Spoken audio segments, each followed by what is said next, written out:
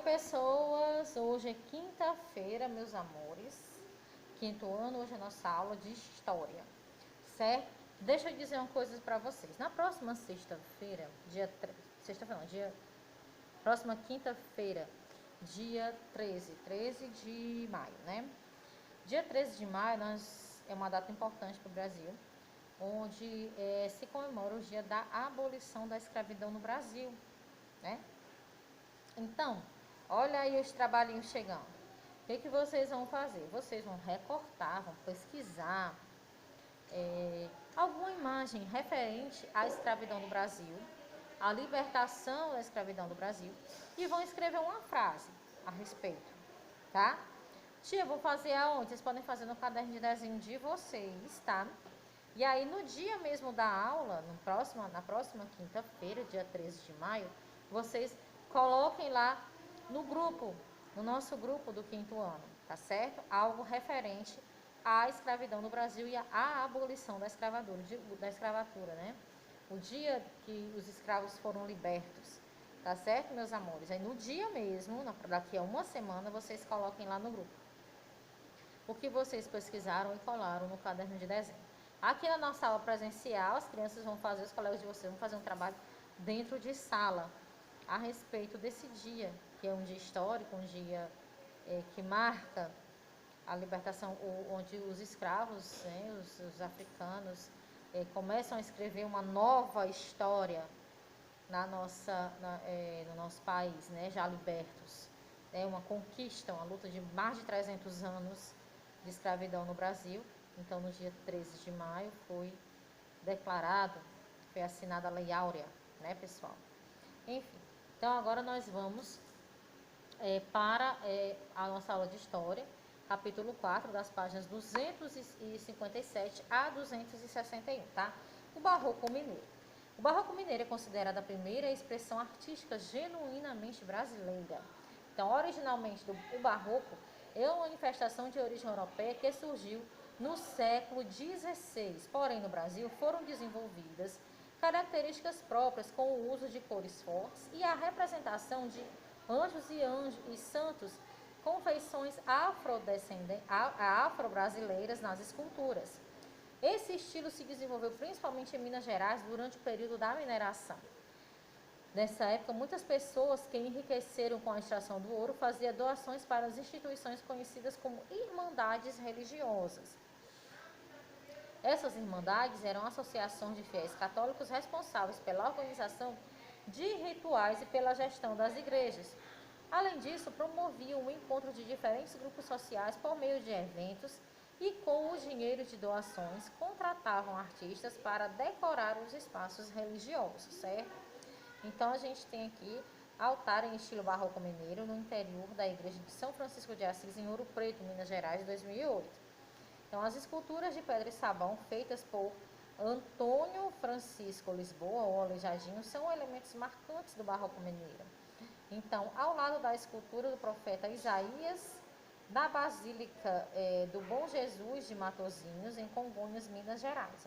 Essa aqui ao lado, né? O profeta Isaías. Lindo, né, gente? Muito bonito. Então, as obras, página 258, Patrimônio Cultural Brasileiro, as obras do Barroco Mineiro fazem parte do patrimônio cultural brasileiro. Elas são muito importantes, pois ajudam a compreender melhor o período colonial no Brasil. Então, por isso, a preservação das construções das obras de arte barrocas, assim como outros patrimônios culturais, é fundamental e deve ser responsabilidade de todo cidadão brasileiro. As cidades de Ouro Preto e Diamantina, por exemplo, foram declaradas Patrimônio Mundial da Humanidade pela Unesco. Então, a gente tem aqui o centro histórico da cidade de Diamantina, tá?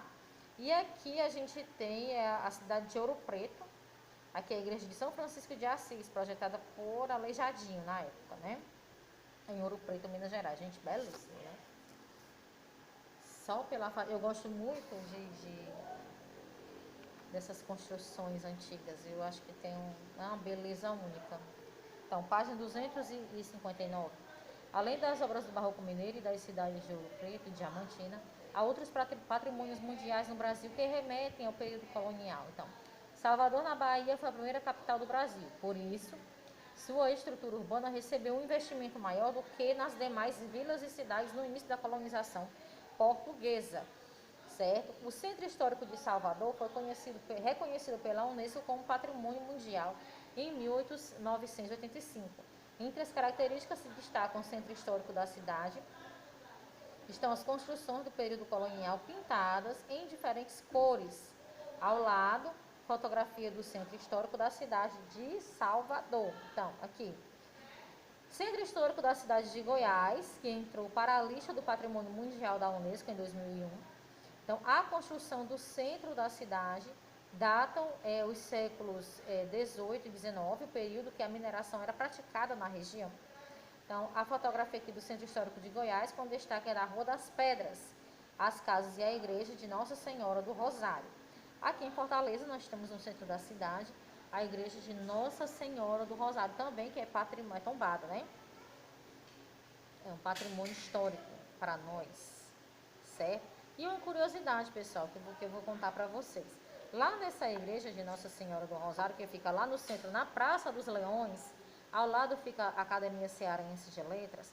Lá nessa igreja estão enterrados 48 escravos.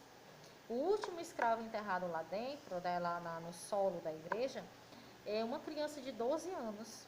Um escravo de 12 anos que morreu e foi enterrado lá. Lá estão enterrados 48 escravos. Quando você entra lá, você vê que o chão, ele é de madeira. Você consegue, muitas vezes, a madeira inclusive está até soltando. Então, de vez em quando, eles vão lá fazer uma restauração. Como é um patrimônio tombado, um edifício tombado, não pode reformar, tirar nada do lugar. Agora, eles podem ser restaurados, né? Lá e consertar alguma coisa, mas não pode mexer em nada, né? Porque é um patrimônio histórico, faz parte da nossa história. Então, quando essas ondas, tudo isso acabar, que vai ter um fim, que eu tenho certeza que vai, convido vocês a ir lá, né, conhecer um pouco dessa história, da nossa história. Lá dentro da igreja tem outra curiosidade, que eu não vou dizer qual é, depois vocês vão lá saber o que tem de mais de curioso, de legal da nossa história cearense, tá certo? Então, página 260, a gente tem atividades que fala o seguinte: lê as manchetes a seguir. Laudo aponta risco em 3 bens históricos em Minas Gerais. Trânsito intenso coloca em risco patrimônios nos centros históricos de Minas. Rompimento de barragens destrói também patrimônio histórico em Minas. Então, qual é o tema das manchetes? As manchetes abordam algumas ameaças à preservação dos patrimônios culturais de Minas Gerais. Então, descreva as características do estilo artístico presente nas construções religiosas da região das Minas.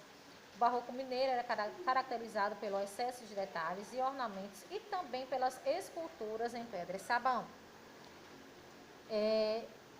Em sua opinião, como podemos contribuir para a preservação das construções históricas? Então, o objetivo o que vocês acham que deve ser feito para que a gente continue preservando as construções históricas, né? Porque a gente, se destruir um patrimônio desse, a gente perde a nossa história, a gente perde a nossa identidade. É importante conhecer a nossa história, o que se passa, o que se passou, as pessoas que contribuíram para o desenvolvimento da história, que lutaram para que hoje nós tivéssemos algum benefício, né, como cidadão. Então, é importante que a gente conheça a nossa história. Pessoas que fizeram parte, grandes nomes que fizeram parte, as suas lutas, como eles contribuíram para que hoje a gente tenha conquistado alguma coisa, não é? Então, é isso, meus amores, tá? Na página 261, a gente tem o que nós estudamos, que é o resumo do capítulo, tá? Vocês vão ler, tá certo? E é isso, queridos. Até amanhã com a nossa aula de português e artes, tá bom? Vou passar uma atividadezinha de artes para vocês, relacionado ao barroco. Tá bom, meus queridos? Um beijo e até amanhã, se Deus quiser.